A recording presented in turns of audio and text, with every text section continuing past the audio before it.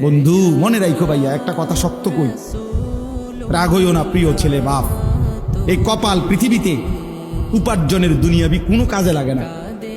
এই হাত পাও এগুলা মানুষের অঙ্গ প্রত্যঙ্গ কাজে লাগে বিভিন্ন উপার্জনের কামে। এই কপাল এটা দুনিয়াবি কোনো কামে লাগে না। দেখ কোনো কাজের জন্য কোটা দিয়ে কোনো উপার্জনের কোনো কামে, দুনিয়ার কামাইয়ের কোনো কাজে এই কপালের এটুকু জায়গা ব্যবহার হয় না, এটা লাগে না। তাই এটা আল্লাহ তাআলা কেন বানাইছেন? খোদার কসম রব্বুল আলামিন এই কপাল শুধুই সেজদার জন্য বানাইছেন, শুধু সেজদার জন্য। এই জন্য যে কপাল সেজদা দেয় না, যে কপালে সেজদা নাই, তুই মানুষও না, মানুষের বাচ্চাও না। ইনসানের কোনো কাতারে সে পড়ে না, সে কোনো মানুষের কাতারে পড়ে না।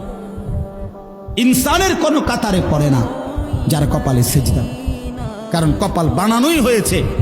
সেজদা কাকে বলে? ওয়াদউল জাবহাতে আলাল আরদ, জমিনের মধ্যে কি রাখা, এই তো কপাল রাখাটারই কি কয়। তার মানে সেজদা কপাল, কপাল বানানোই হয়েছে কিসের জন্য? নবী সাল্লাল্লাহু আলাইহি সাল্লাম বলেন, আকরাবু মা ইয়াকুনুল আবদু মির রাব্বিহি ওয়া হুয়া সাজিদ। নবীজি বলেন কোন বান্দা আল্লাহর সবচেয়ে ঘনিষ্ঠ হয়, আকরাব সবচেয়ে ঘনিষ্ঠ হয় যখন সে সেজদা করে।